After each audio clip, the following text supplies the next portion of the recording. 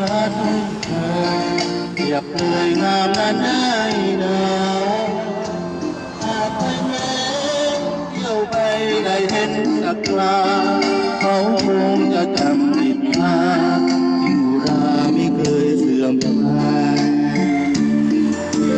โอ้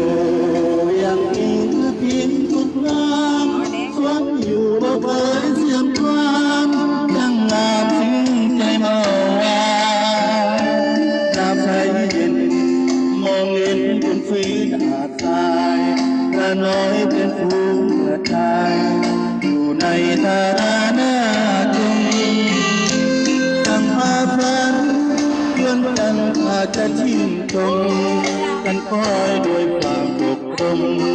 ชื่นชมน้ำพิงสุขใจเรือลำน้ำมอบแก้วได้อาว่าจะเพลินให้น้อยแก้วดอยแสนลื่นอะไรได้รับผม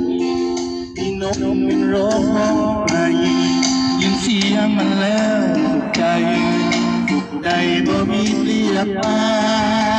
นโอ้เวียงที่แม้กันจะไปแสนนานแต่ความมัน